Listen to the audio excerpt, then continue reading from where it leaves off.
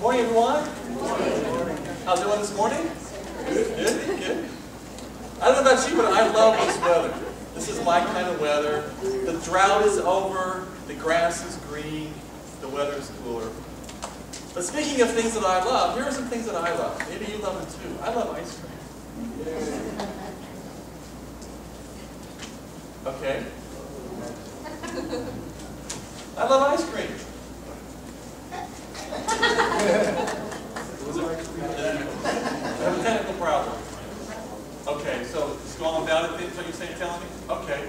There's a picture of ice cream up there. I love ice cream. I love football. I love football. It's been 213 days without NFL football. Okay, from the Super Bowl until last Wednesday was 213 days. And I don't even want to tell you how long this is supposed to play. A real game, not preseason. But I love football. But you know, I also love my family. I love the family.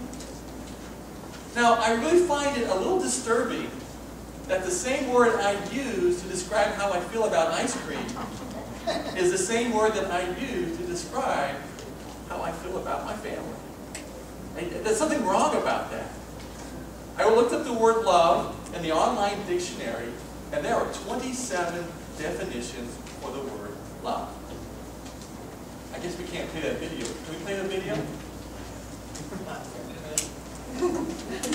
I'm sorry, what? In a minute. In a minute. Okay, well, I'm not there yet. 27 words. 27 for the word love. Everything from a profound, tender, passionate affection for another person to the score of 0 in tennis. Now, do they still use love in tennis? I don't watch tennis much at all, actually. They do. But now we have this slogan for this church that says, "Come as you are, you'll be loved." So, which 27 definitions do we mean by that? Do we mean you'll get a score of 0 in tennis if you come here? Or does it mean something else? So we're going to look at that today. We're going to look at what does it love, what does it mean to love, and also how I can become a more loving person. 1 John 4 says this, "Let us love one another, for love comes from God. Whoever does not love does not know God, because God is love. And He has given us this command, whoever loves God must also love his brother." Okay, let me just talk to people back here for a second. If you go out of the program and come back into it, sometimes it'll work. We're waiting on it to turn back on. Okay. Okay. Well, that was 1 John 4:7. I mean, you can't get much clearer than that, right? The Bible says, "Let us love one another, for love comes from God. Whoever does not love does not know God." That's pretty clear. There are some passages in the Bible that are kind of hard to understand. This is not one of them. This is pretty simple. So what is love? We're coming into the first point in your outline there. And here are some misconceptions about what love is. First of all, that love is a feeling. Now, there can be overwhelming emotion, overwhelming passion in love. People do all kinds of crazy stuff because they're in love. Has anyone ever done anything kind of crazy because you're in love? Okay, several people. All right.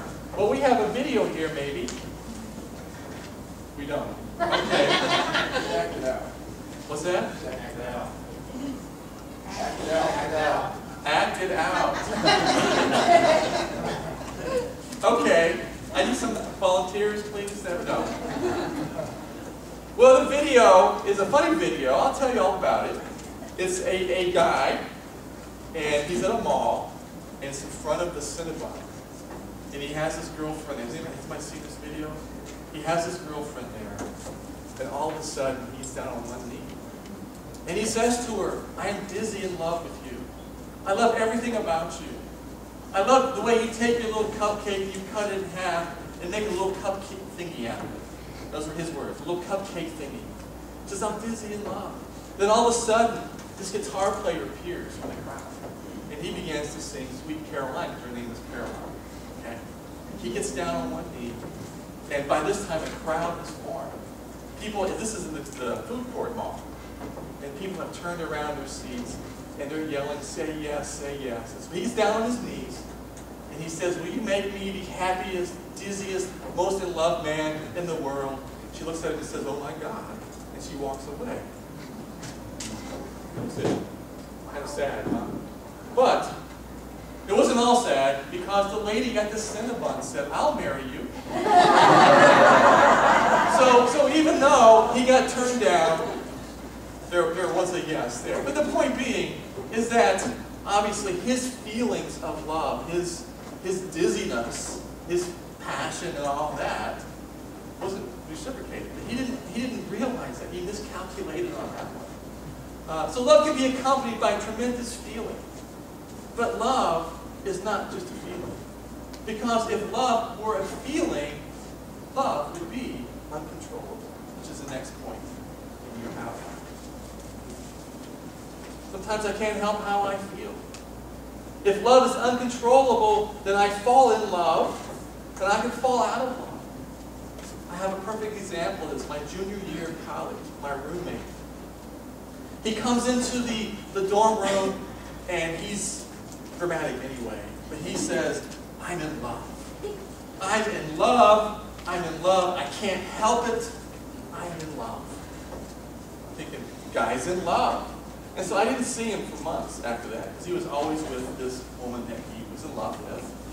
And I went to school in Florida, which I think was one of the better decisions of my life, to go down to Florida to go to school. And we were a half hour from Disney World. So my sister came down to visit me. We went to Disney World, and we went with my roommate and his girlfriend.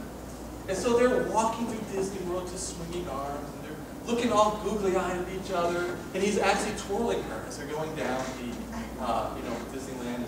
We're thinking, well, we need to stay far enough away that people don't think we're with them, because they were kind of embarrassing, but not so far away that they think we've abandoned them. Although they didn't know we were there. I mean, they were so in love. And then within weeks of that, he comes in the room, which I hadn't seen him for months, even though he did live there at night. And he says, she bores me. She bores me.